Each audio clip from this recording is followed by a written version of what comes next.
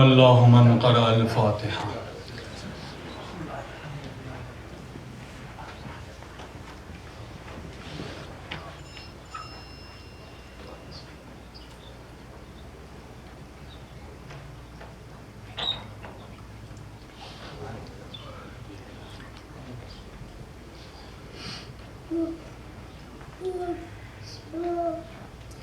اعوذ باللہ من الشیطان اللعین الرجیم.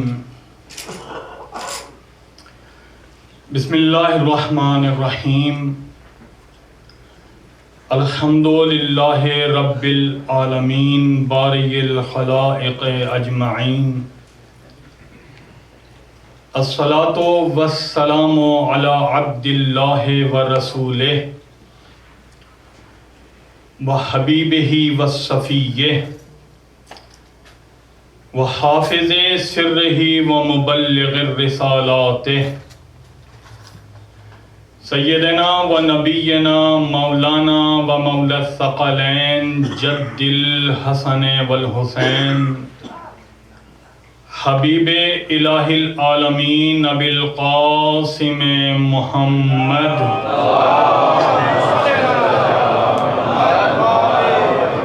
وآلہ الطیبین الطاہرین الغر المیامین المعصومین سیما الامام المنتظر الثانی عشر روحی و ارواحنا لتراب مقدمہ الفدا. اما بعد فقد قال اللہ الحکیم فی کتابہ بسم اللہ الرحمن الرحیم.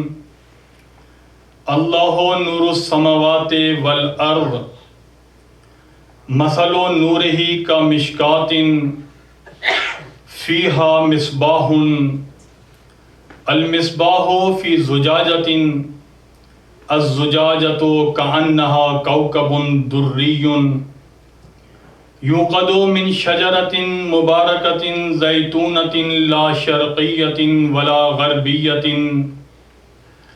یکاد زیتها یضیء لم تمسسہ نار نور علی نور یہدی اللہ لنورہ من یشاء ویضرب اللہ الامثال للناس واللہ بکل شیء علیم. صلوات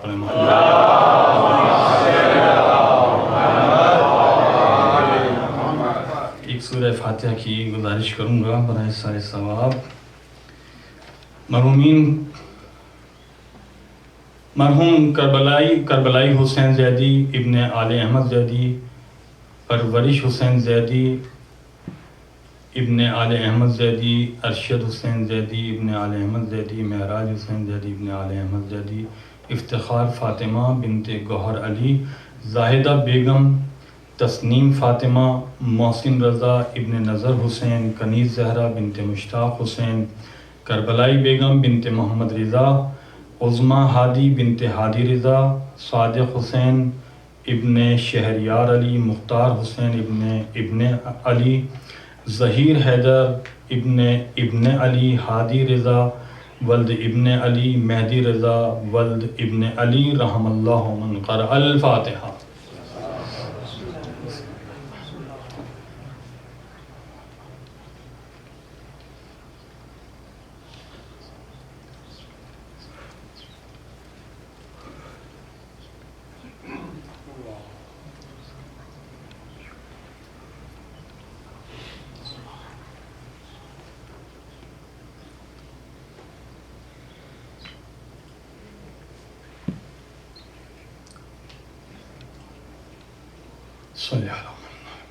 درود پڑھیں محمد و آل محمد.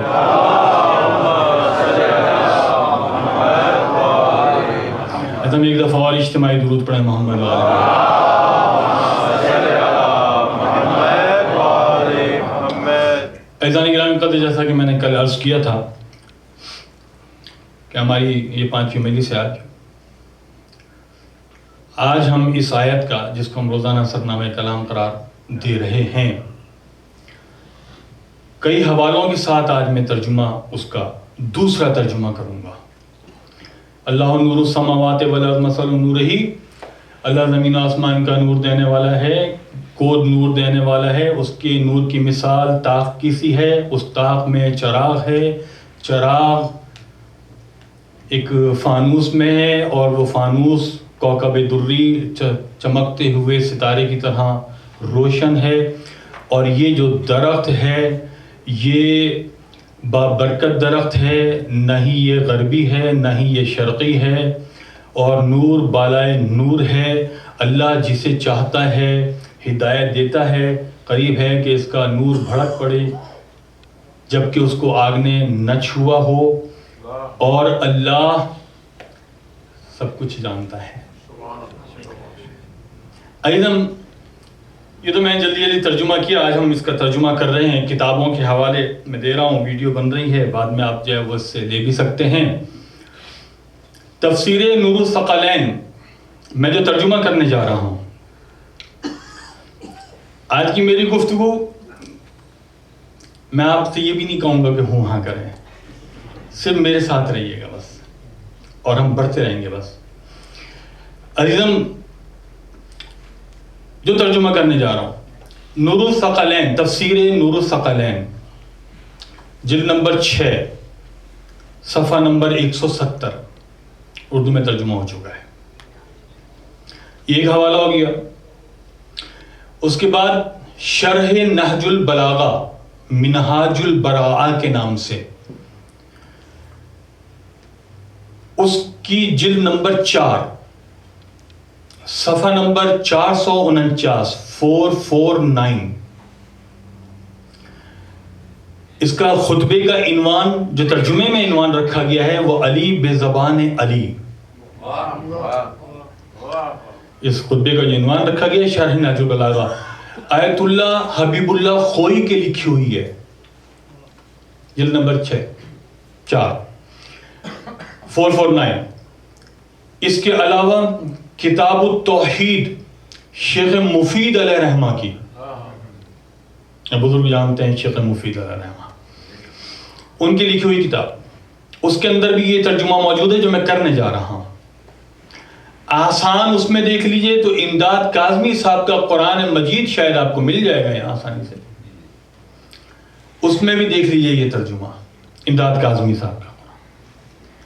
تفسیر صافی، آپ کے پاس تفسیر صافی اصغر بھائی موجود ہے، تفسیر صافی آج ہی دیکھیے آپ. تفسیر صافی سورہ نور کی تفسیر میں، اس میں بھی آپ رجوع کر سکتے ہیں. اللہ نور السماوات والارض، اللہ زمین و آسمان کو نور بخشنے والا ہے، دینے والا ہے. ابھی ان کا ترجمہ کر رہا ہوں جو حوالے دیے میں نے. مثل نور ہی، اس کے نور کی مثال کا مشکات، وجود محمد مصطفیٰ اور سینہ محمد مصطفیٰ جیسی ہے. میں نے کہا بس میرے ساتھ رہیے گا، ہوں آپ کی مرضی ہے. کم مشکات، مشکات سے مراد یہ ہے وجود پاک پیغمبر، ان کا سینہ، فیہا مصباح، کہ اس وجود مقدس کے سینے میں علم کا چراغ ہے. ایک ہمارے پاس ایک علم ہوتا ہے، ایک ان کی علم کی بات ہو رہی ہے. مصباح فیہا، المصباح فی زجاجۃ، اور یہ جو پاک پیغمبر کے سینے میں علم ہے، فیہا زجاجۃ، یہ منتقل ہوا ہے سینہ مرتضیٰ میں. میرے ساتھ ساتھ چلتے رہیے، یہ حوالے دے دیا میں نے. منتقل ہوا ہے سینہ مرتضیٰ میں. الزجاجۃ کأنہا کوکب دری، اور وجود پاک اور وجود مقدس علی ابن ابی طالب کوکب دری کی طرح دنیا پر روشن ہے.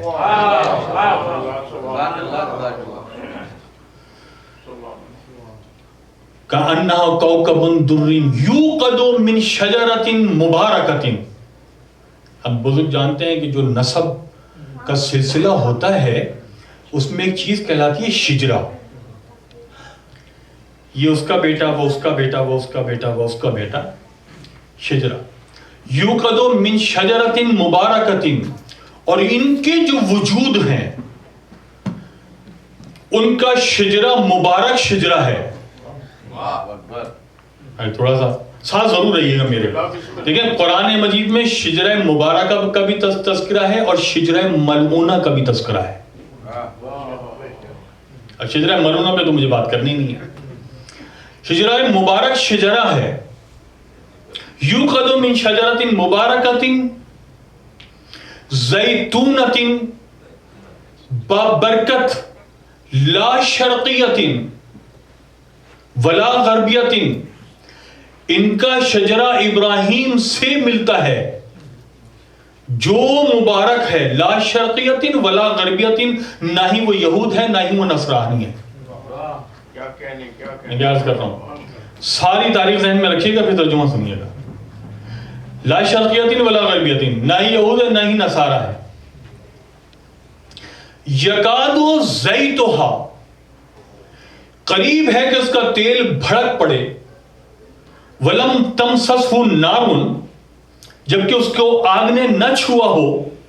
ان تمام حوالوں میں لکھا ملا کہ مراد یہ ہے یکاد زیتھا، نزدیک ہے کہ وہ علم جوش مارے اور سائل کے سوال کرنے سے پہلے ان کی طرف سے جواب آ جائے. یکاد زیتھا لم تمسس ولم تمسس نار نور علی نور. دیکھیں یہ جو میں تو بہت محظوظ ہوتا ہوں، لم تمسس نار ولم تمسس نار، نہ چھوئے. سوال ابھی آیا نہیں ہے، جواب آیا. یہی تو اس کا نور ہے، یہی تو اس کا.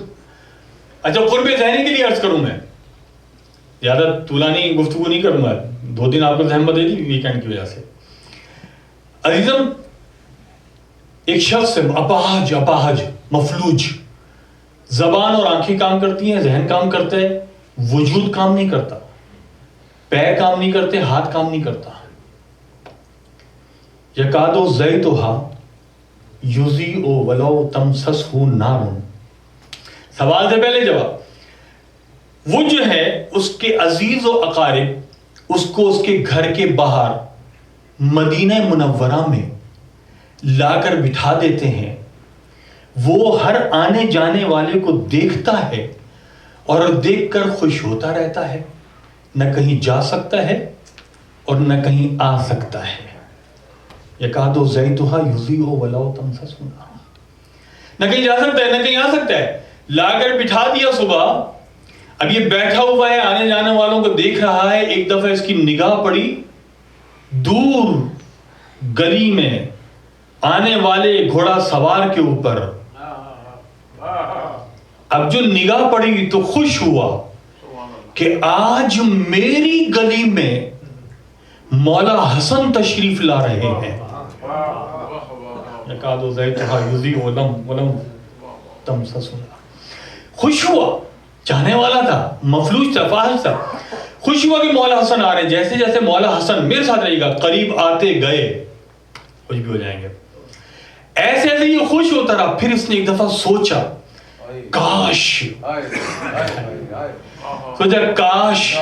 میرے پیر ہوتے، میں اپنے آقا کے احترام میں کھڑا ہوتا. کاش میرے ہاتھ ہوتے، میں آگے بڑھ کر مولا کے دست مبارک کو اپنے ہاتھوں میں لے کر اور بوسہ لیتا. میرا رب مجھ سے راضی ہوتا. زیادہ ہی نہیں صبر کریے گا. میرا رب مجھ سے راضی ہوتا. سوچ رہا ہے، اتنے میں مولا حسن بالکل اس کے قریب آ گئے. ایک دفعہ مسکرا کر اس کو دیکھا اور مولا حسن کے ہاتھ میں جو عصا تھی اس کو پھینکا اور پھینک کر کہا اس کو اٹھا کر مجھے دے دے. اس کو اٹھا کر مجھے دے دے.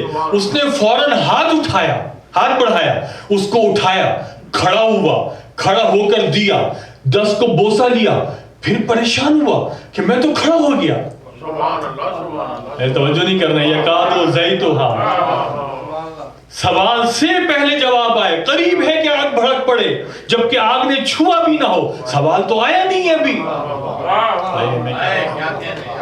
ابھی تو سوال آیا نہیں ہے. جواب کا اٹھا دے, کھڑا ہو گیا, دے دیا, پریشان ہوا, مسکرا کر دیکھنے لگا, اور پھر جو ہے وہ مولا کو سلام عرض کیا. پھر مولا وہاں سے جانے لگے. اب یہ سوچنے لگا کہ میں نے مولا سے کچھ بھی نہیں کہا تھا, ان کو کیسے معلوم کہ میں کیا چاہ رہا ہوں. تو مولا یہ کہتے ہوئے آگے بڑھے کہ وہ امام ہی کیا جو دلوں کے حال نہ جانتا. درود پڑھیں محمد و آل محمد. ایک دفعہ اور اجتماعی درود پڑھیں محمد و آل محمد.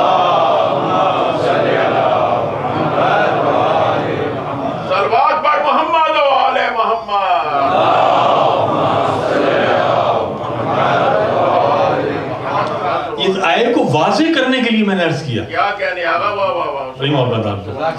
جتنی بھی ذہن میں چیزیں آئیں اس حوالے سے, کتنی چیزیں میرے ذہن میں آ رہی ہیں, جاؤں تو پھر ادھر ادھر کا مسئلہ مجھے بات کرنی ہے آگے اس ترجمے کے اوپر.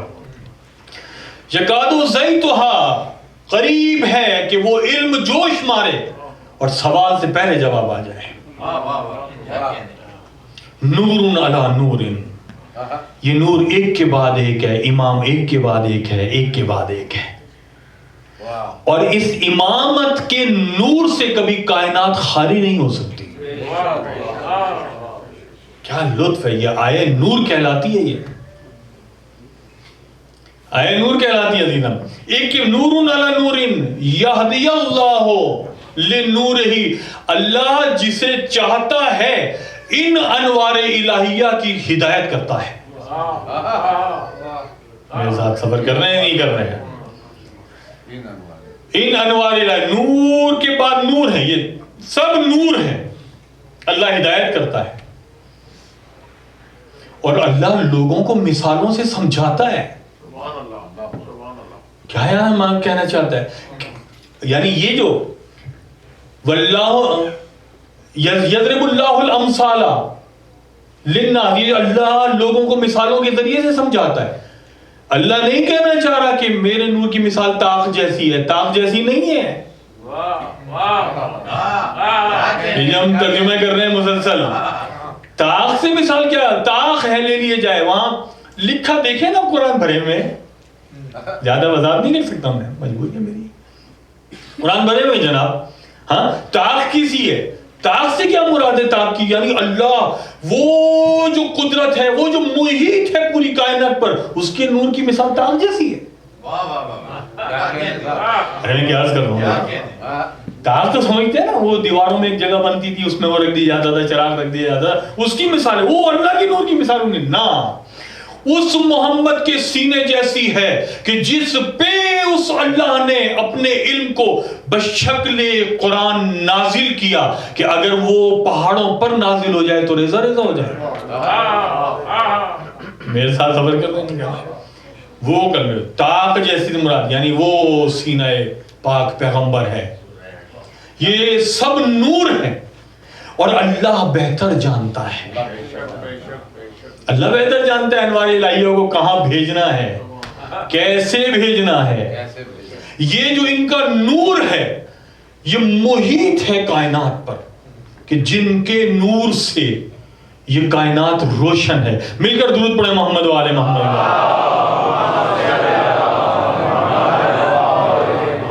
ٹھیک ہے, بہت اہم ہے. ابھی وسیع بھائی نے استعمال کیا نور گریہ, کیا خوبصورت ہے. نور گریہ استعمال کیا نا, نور گریہ یعنی گریہ بھی ایک نور ہے. مجھے بتائیں آنکھ نور ہے یا نہیں ہے, منبع نور ہے یا نہیں ہے. کیا کیا آپ نے, یعنی منبع نور سے نور کا خارج ہونا. میں کیا عرض کر رہا ہوں, کیونکہ یہ جو ہے کتنی, اب آنسو پر بحث کریں تو یہ ایک علیحدہ مسئلہ. بہرحال نور گریہ تک رہتے ہیں. یہ نور ہے, عقل نور ہے. یہ جو نور ہے اللہ کا نور, وہ بھی اس کائنات پر محیط ہے. اور یہ جو 12-14 ہیں یہ انوار الہیہ ان کا دیکھیں. وہاں پر میں نے کہا بس میرے ساتھ سفر کیجئے گا. اہل سنت کے بہت بڑے عالم دین علامہ احمد بن محمد بن ابی بکر قسطلانی، اسقلانی نہیں ہے یہ، وہ ابن حجر اسقلانی ہے، قسطلانی، قاف اسقلانی نہیں ہے، اگر اس کو وہاں ملا دیں نا، قسطلانی، احمد بن محمد بن ابی بکر قسطلانی. انہوں نے کتاب لکھی ہے سیرہ محمدیہ، اس کا ترجمہ بھی ہو چکا ہے مواہب لدنیہ کے نام سے.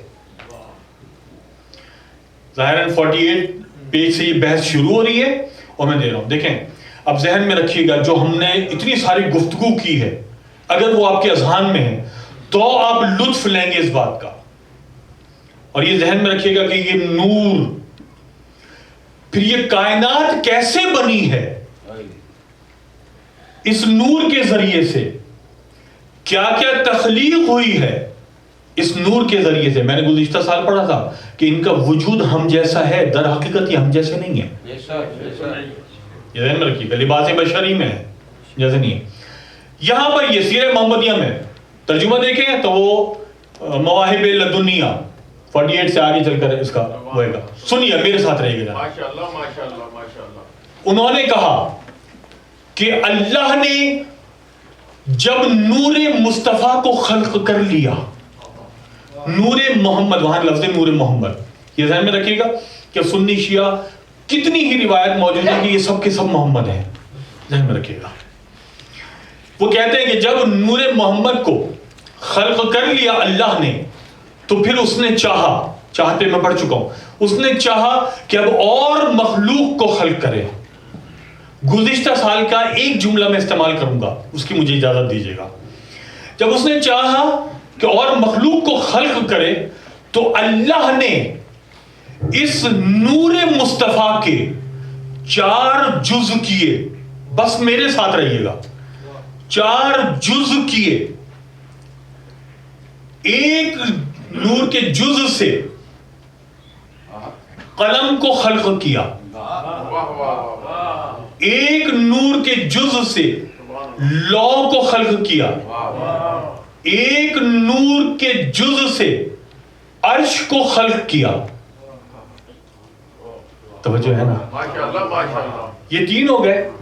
اور یہ جو چوتھا نور جز بچا، اس جز سے دیکھیں میں محنت کر رہا ہوں، میرے ساتھ رہیے گا. یہ جو چوتھا جز ہے، اس جز سے، چوتھے جز سے پھر 4 جز کیے اس کو. اہل سنت کے رائٹر ہیں، اپنی کتاب کا حوالہ نہیں دے رہا ہوں میں، بڑا اہم ہے. پھر اس سے یہ جو چوتھا جز بچا، 4 جز کیے. ایک جز سے کرسی کو خلق کیا، قاب قوسین کرسی. یہ دیکھیں ہو کیا رہا ہے کائنات میں، ہمارے پاس روایتیں موجود ہیں، ہو کیا رہا ہے. پھر دیکھیں ہم نور کیا ہے، کرسی کو خلق کیا. پھر ایک نور سے حاملان عرش فرشتوں کو خلق کیا، جو عرش کو اٹھائے ہوئے، عرش پہلے خلق کر چکا، حاملان عرش کو خلق کیا. پھر ایک جز سے جتنے ملائکہ ہیں ان کو خلق کیا. ملائکہ نور ہیں یا نہیں ہے؟ گزشتہ میں نے جو کہا تھا نا، ایک جملہ لوں گا، گزشتہ سال میں نے عرض کیا تھا اہل سنت کے رائٹر نے اپنی کتاب ارجع المطالب میں لکھا کہ اللہ نے، حضرت عمر سے روایت ہے کہ اللہ نے علی ابن ابی طالب کے منہ سے نکلنے والے نور سے فرشتوں کو خلق کیا. دیکھیں کہاں مسئلہ، کہاں چل رہا ہے، گفتگو کہاں چل رہی ہے. کرسی کو خلق کیا، حاملان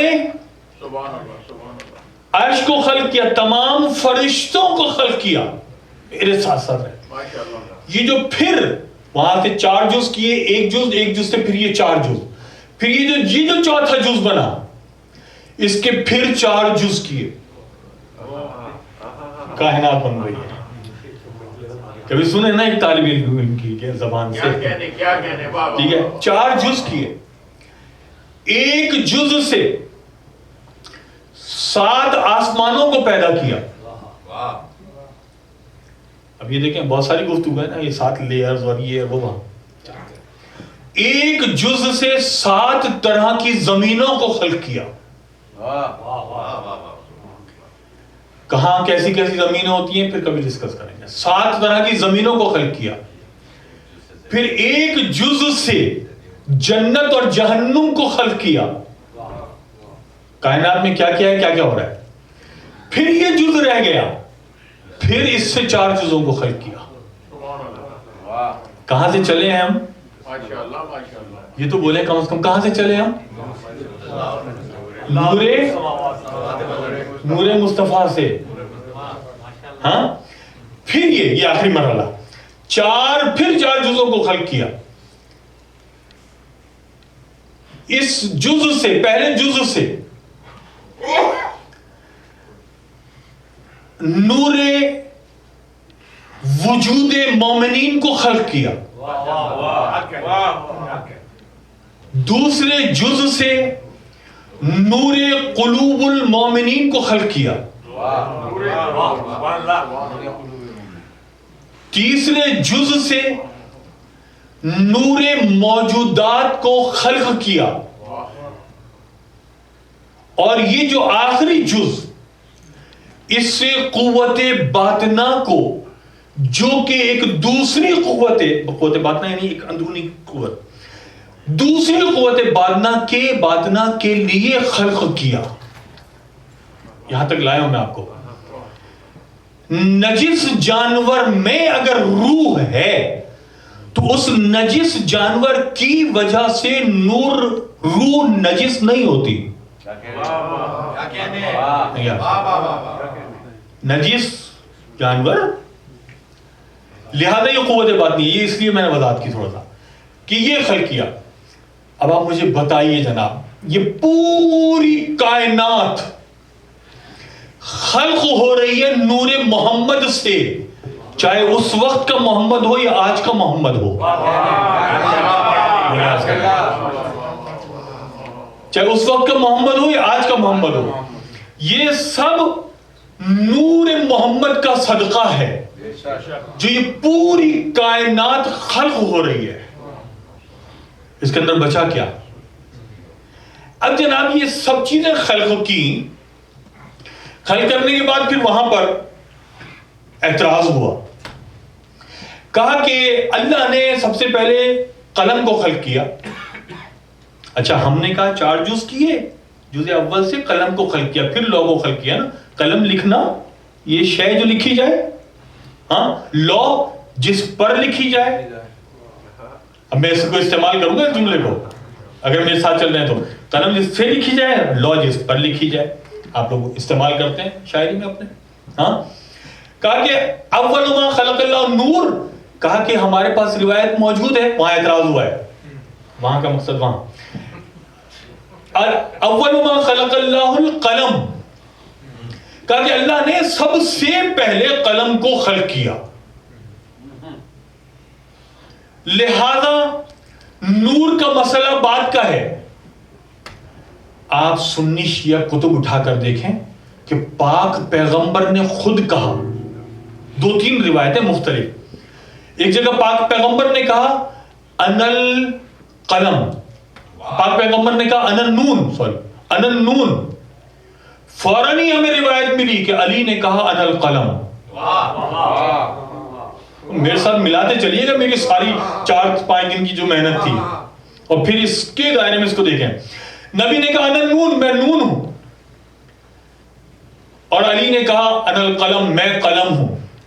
ایک جگہ پر ہمیں روایت بتا دی سنی شیعہ، ایک جگہ پر کہا کہ علی ہی نے کہا انل نون والقلم، وہ قلم جو تقدیر لکھتا ہے وہ بھی میں ہوں، جس پر تقدیر لکھی جاتی ہے وہ بھی میں ہوں. نعرہ تکبیر، نعرہ رسالت، نعرہ حیدری، خوشنودی امام زمانہ بلند تر सलवात। एक दफा और इज्तिमाई दूध पढ़े मोहम्मद वाले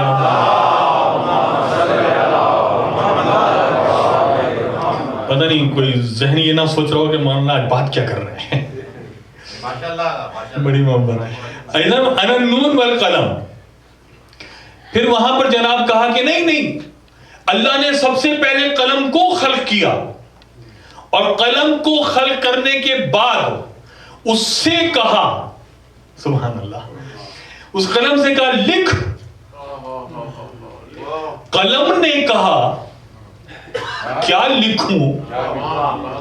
तो अल्लाह ने उस कलम से कहा, एक बात तो मैं कर चुका हूं, उस कलम से कहा कि कायनात में इन नूर के अलावा हर शय की तकदीर लिख।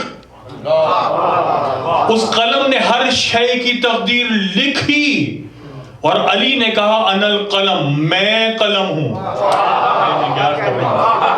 तो फिर मुझे बताएं ना, कायनात में शय की तकदीर कौन लिखेगा? अली।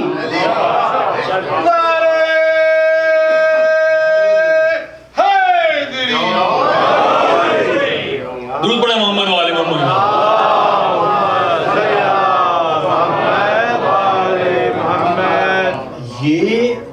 ये जो दूसरे नूर हैं अक्ल, और ये जो 14 नूर हैं, ये इन सब से बालातर है।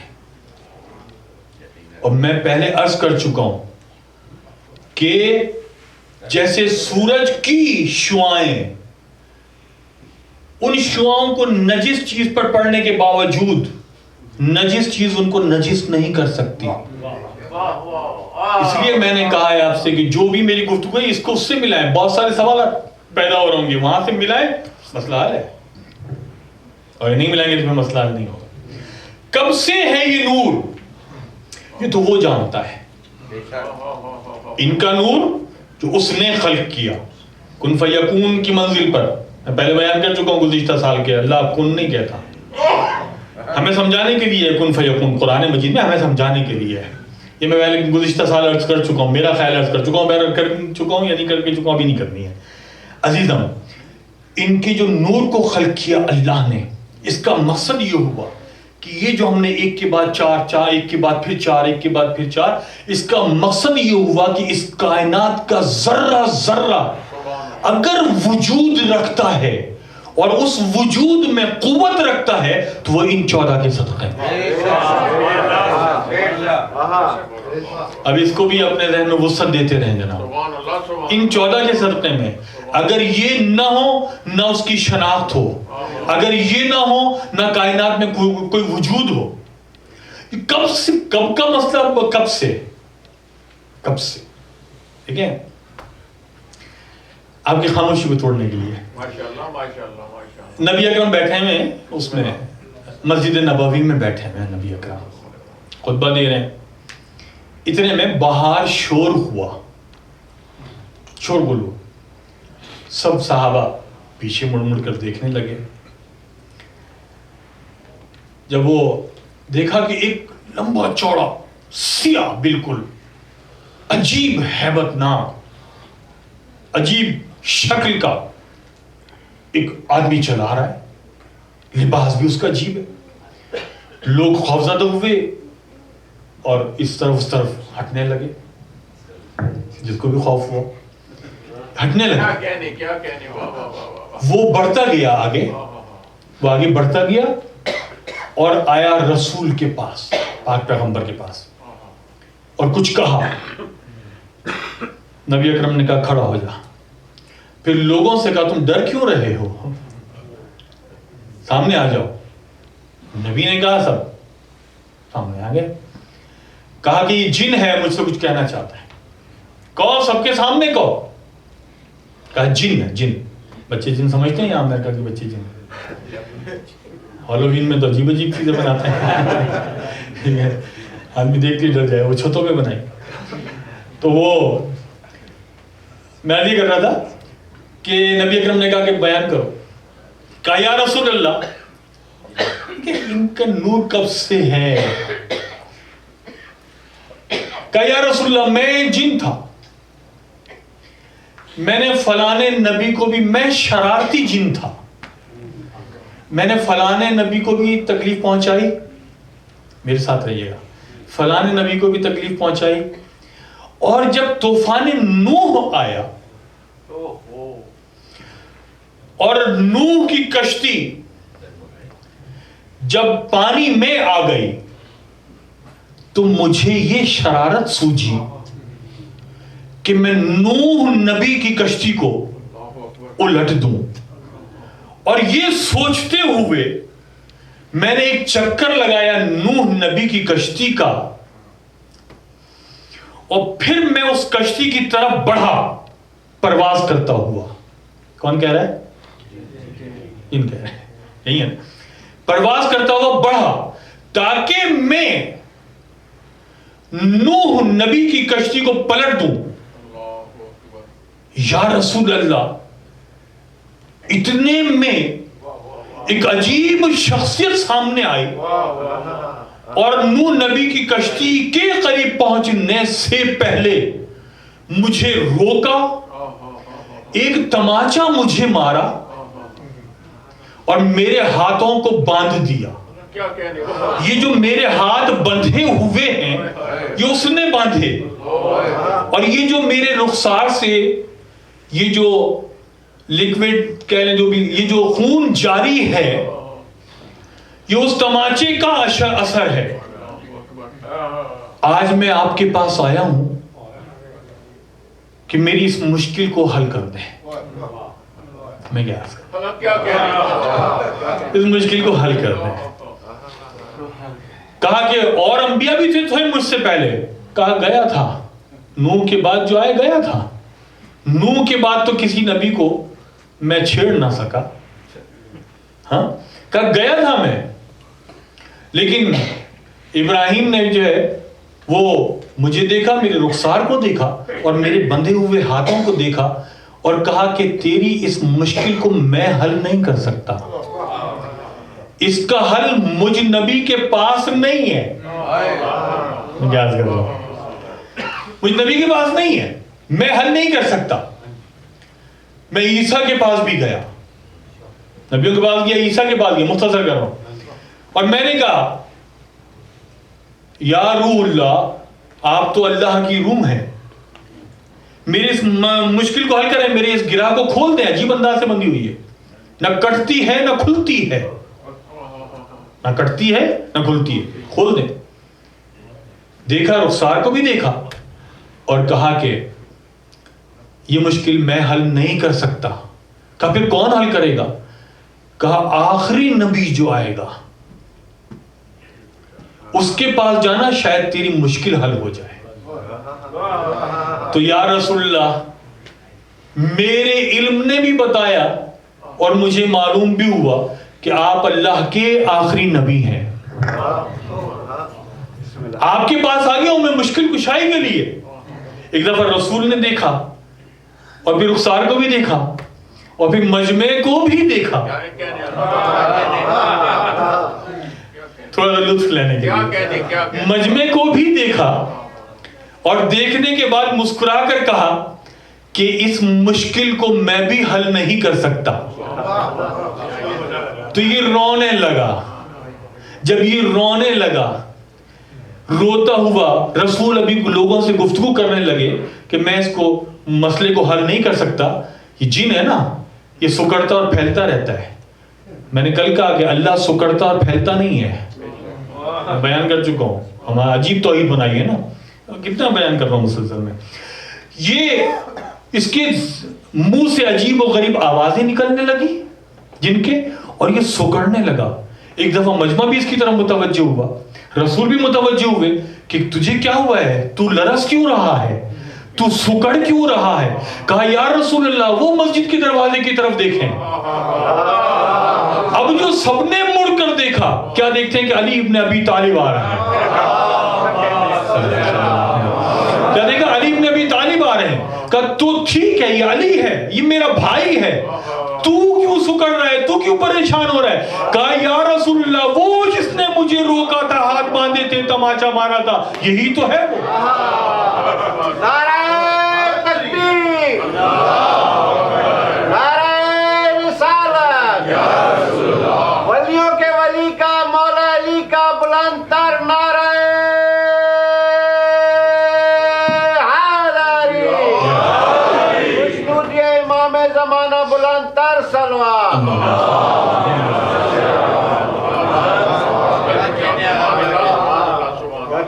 कहीं यही तो है वो। एक दफा अली करीब आए और अली ने उसको देखा और मुस्कुराए। कितने ही लोग मौजूद होंगे जो अपना कद बुलंद समझते होंगे, लेकिन ये अली है। एक दफा अली ने मुस्कुराकर देखा और कहा क्या मसला है? रसूल ने कहा या अली, इसकी कोई मुश्किल हल कर सकते हो? कहा कि या रसूलल्लाह, अभी आपकी बारगाह में है, अभी ये आपकी बारगाह में है। क्योंकि आपकी बारगाह में है, अरे मैं क्या अर्ज कर रहा हूं, क्योंकि आपकी बारगाह में है, लिहाजा मैं इसकी मुश्किल कुशाई किए देता हूं। ये आपसे वादा करे कि आइंदा किसी को भी तंग नहीं करेगा। वो कहते हैं आइंदा मैं किसी को भी तंग नहीं करूंगा। अली आगे बढ़े और खोल दिया, हाथ फेरा रुखसार पर, साफ हो गया, जख्म खत्म हो गया। यही तो जगह थी कि जहां पर नबी ने कहा ए अली, तुमने तमाम अंबिया की पोशीदा रहकर मदद की और मेरी जाहिर होकर मदद की। सुभान अल्लाह। दुरूद पढ़े मोहम्मद वाले मोहम्मद।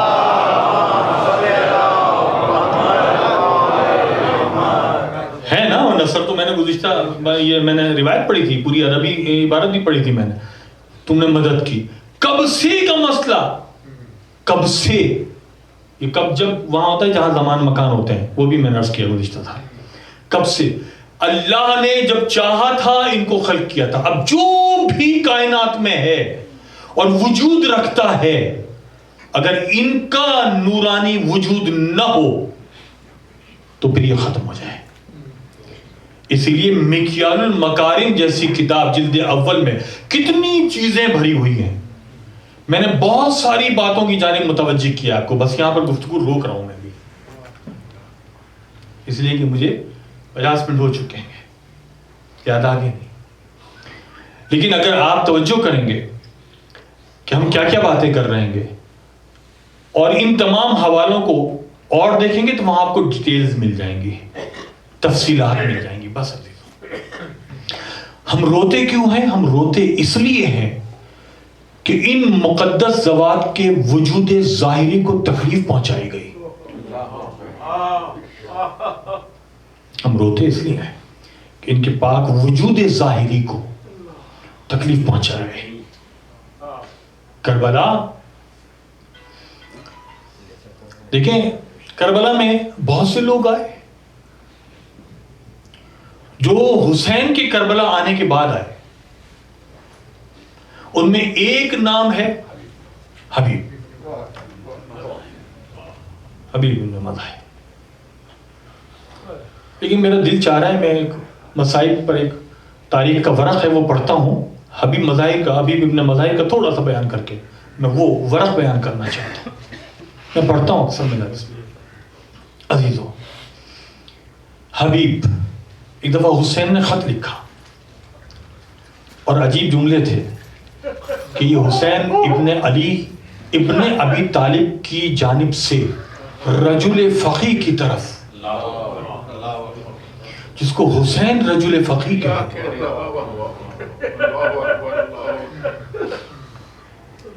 कासिद रवाना हुआ। हबीब के मुख्तसर चंद जुमले बयान करूंगा, फिर रख दूंगा उस तारीख से। कासिद रवाना हुआ, वहां हबीब इब्न मज़ाहिर और उनकी ज़ौजा बैठे हुए खाना खा रहे हैं। मसाइब तो वही है, खाना खा रहे हैं। एक दफा ज़ौजा के हाथ से लुक़मा छूटा तो ज़ौजा ने कहा, हबीब की ज़ौजा ने कहा, अल्लाहु अकबर, कोई खबर आने वाली है। अभी ये बात कर रही थी, दरवाजा बजा, तब कुलबाब हुआ। حبیب اٹھے اور حبیب نے اٹھنے کے بعد دروازہ کھولا. کہا کیا کام ہے؟ کہا کہ میں قاصد ہوں, پیغام لایا ہوں. کہا کس کا؟ کہا حسین ابن علی کا. عزیزانو, کہا کہ حسین کہاں ہے؟ کہا کربلا پہنچ چکے ہیں, کربلا پہنچ چکے ہیں. عزیزو, لیا خط لیا, خط لے کر آگے زوجہ کے پاس. اب زوجہ کی آزمائش. زوجہ نے کہا کیا مسئلہ ہے, کون آیا تھا؟ کہا کہ قاصد تھا. کہا کس کا؟ کہا فرزند زہرا کا. اللہ اکبر, آرام سے پڑھوں گا مسئلہ. فرزند زہرا کا. کہا کیا لکھا ہے؟ حسین ابن علی نے کیا لکھا ہے؟ کہا کہ مجھے سلام بھیجا ہے اور اس میں لکھا ہے کہ میں کربلا پہنچا ہوں اور حبیب تم میرے بچپن کے دوست ہو, میرے ساتھی ہو, بس اتنا خیال رکھنا کہ زہرا کی بیٹیاں میرے ساتھ ہیں. اللہ, زہرا کی بیٹیاں میرے ساتھ ہیں. تو ایک دفعہ زوجہ حبیب نے کہا کہ پھر کیا ارادہ ہے؟ کہا سوچ رہا ہوں, حالات بہت خراب ہیں, سیاسی مسائل ہیں, جاؤں یا نہ جاؤں. تو ایک دفعہ زوجہ نے کہا حبیب یہ کسی اہل غیرے کا خط نہیں ہے, یہ تمہیں حسین نے خط لکھا ہے. کہا پھر مجھے جانا چاہیے. کہا کہ اگر میں مرد ہوتی تو میں چلی جاتی. بس حبیب نے یہ سنا, کہا کہ ٹھیک ہے رخت سفر باندھو, میں جانا چاہتا ہوں. رات کی تاریکی کا انتظار کیا. غلام سے کہا یہ گھوڑا لو, اپنا گھوڑا بھی ساتھ لو, میرا گھوڑا بھی ساتھ لو, فلانے مقام پر چلے جاؤ, یہاں روکوں گا میں, حبیب کے مسائل کو یہاں روک دوں گا میں. کہا یہ جو ہے گھوڑا لو, چلے جاؤ فلانے مقام پر, تھوڑی سی تاریکی ہو جائے میں آؤں گا. تاریکی ہوئی. عزیزارو, وہ غلام ہے, گھوڑا لیے کھڑا ہے, لیکن حبیب کو کچھ دیر ہوئی. جب حبیب وہاں پہنچے تو حبیب کی چیخ نکل گئی غلام کے الفاظ سن کر, کیونکہ غلام یہ کہہ رہا تھا اے حیوان مفترس, غم نہ کر, اگر میرا آقا نہیں آیا تو حسین کی نصرت کو یہ غلام جائے گا. اللہ اکبر, یہ غلام حسین کی نصرت کو جائے گا. یہ سن کر حبیب نے غلام کو کلیجے سے لگا لیا اور کہا میں نے تجھے آزاد کیا, جہاں مرضی آئے چلا جا. کہا آقا آپ نے مجھے آزاد کیا, اب آپ کہاں جا رہے ہیں؟ کہا میں حسین کی طرف جا رہا ہوں. کہا کہ اگر آزادی کے بعد حسین سے بہتر کوئی جگہ ہو اللہ تو آقا بتا دیجئے. کہا کیا چاہتے ہو؟ کہا میں آپ کے ساتھ چلنا چاہتا ہوں. اللہ اکبر.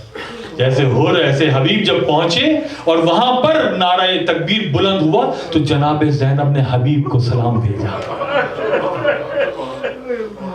حضرت ایک اور شخصیت تاریخ میں ملی, ظاہر اس کا نام ابن عامر ملا, جو کربلا پہنچی تھی. لیکن کیسے وقت پہنچی تھی؟ یہ کہتا ہے تاجر تھا. یہ کہتا ہے کہ میں تجارت سے واپس آیا اور میرا طریقہ کار تھا, میں آتا تھا گھر پر, لیکن جب میں کوفے پہنچا تو میں نے کوفے میں عجیب سناٹا پایا. وہ رونق ہی نہیں تھی کوفے کی. میں پریشان ہوا کہ پروردگاری کیا ماجرا ہے, کوفے کی حالت ایسی کیوں ہے؟ یہ کہتا ہے میں گھر پر پہنچا, کہتا ہے میری ایک 4 سال کی بیٹی تھی. جب بھی میں سفر سے گھر آتا تھا وہ مجھے دیکھتی تھی, دوڑ کر آتی تھی, میرے گلے میں باہیں ڈال دیتی تھی. یہ 4 سال کی میری بیٹی مجھے بڑی پیاری تھی. کہتا ہے جیسے ہی میں گھر میں داخل ہوا اس 4 سال کی بیٹی نے مجھے دیکھا اور دیکھنے کے بعد کمرے میں چلی گئی. کہتے ہیں میں پریشان ہوا, ماجرا آج کیا ہے, مسئلہ کیا ہے؟ کوفے میں سناٹا ہے, ویرانی ہے, لوگ نظر نہیں آ رہے ہیں, بچی نے مجھے دیکھا ہے, کمرے میں چلی. کہتا ابھی میں سوچ رہا تھا کہ بچی کمرے سے باہر آئی تو اس کے ہاتھ میں تلوار تھی. میں نے کہا نا ہم روتے اس لیے ہیں کہ وجود ظاہری کو بڑی تکلیف پہنچائی گئی. اللہ, کہتے تلوار تھی. اس نے لا کر بیٹی نے میرے سامنے کر دی. میں نے کہا یہ کیا ہے؟ تو بیٹی نے مجھ سے کہا بابا جو میری سہیلیاں ہیں, جو میری دوست بچیاں ہیں ان کے والد ان کے بابا کربلا کی طرف گئے ہیں. کہا کیوں؟ کہا کہ ایک باغی نے بغاوت کی ہے, اس سے لڑنے کے لیے گئے. کہا تم کیا چاہتی ہو؟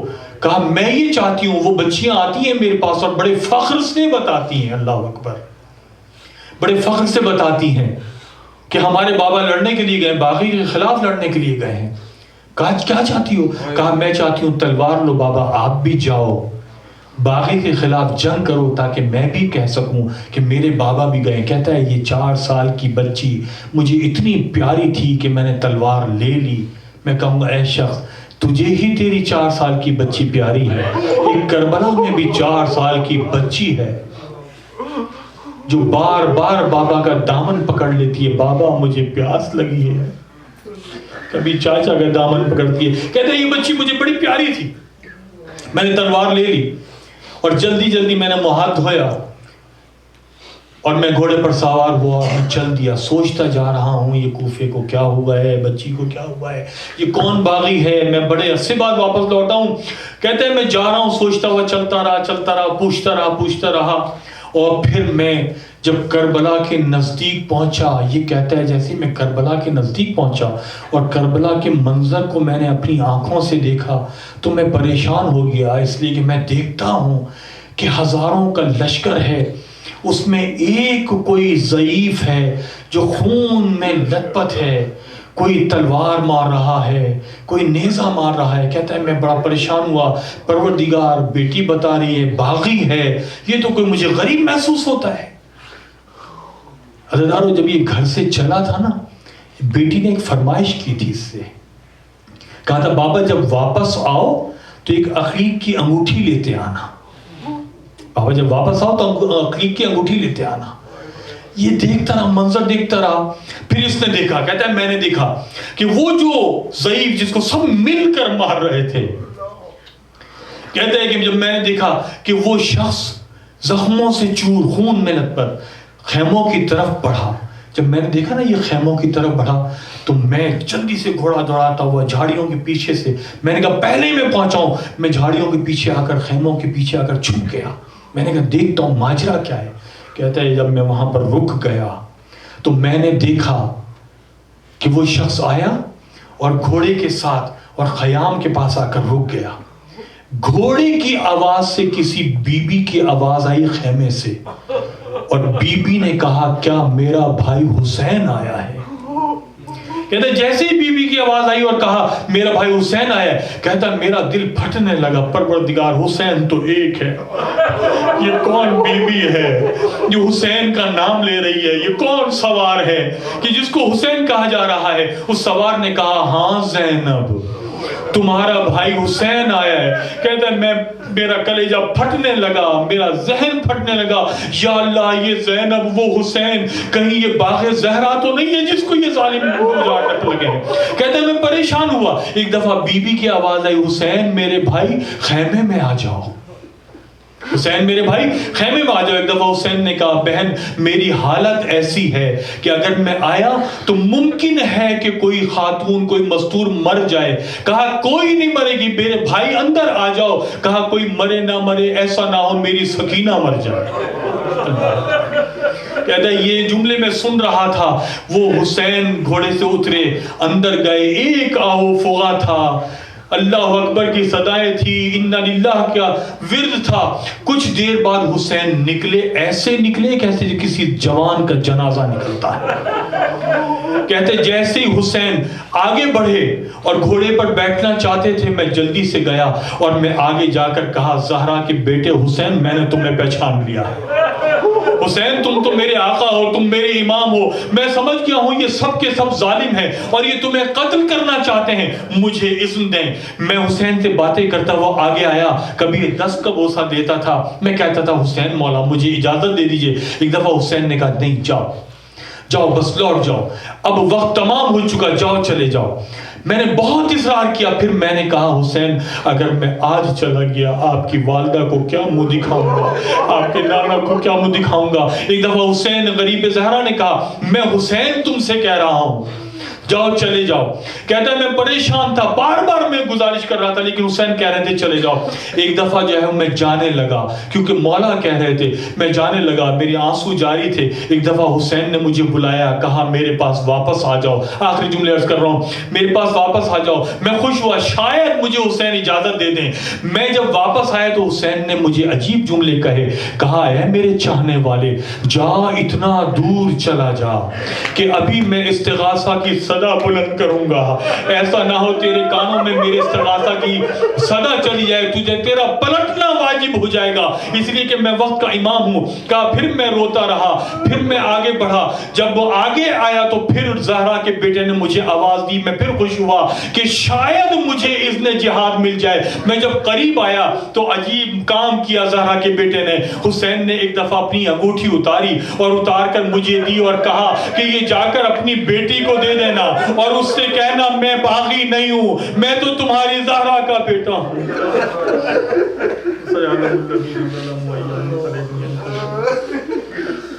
پروردگار ان آوازوں پر اپنی رحمتوں کا نزول فرما.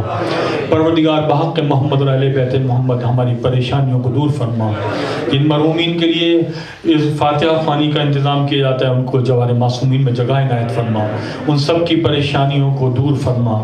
قبر کی اور برزخ کی پریشانیوں کو دور فرما. جو بے اولاد ہیں ان کو اولاد عطا فرما. جو سفر میں ہیں اور عازم سفر ہیں بخیر منزل مقصود تک پہنچا. ہمارے نوجوانوں کو تعلیمات آل محمد سے آراستہ فرما. منتقم کربلا کے ظہور میں تاجیل عطا فرما. ہم سب کو انہی کے آوان و انصار و زمان میں شمار فرما. ماتم حسین.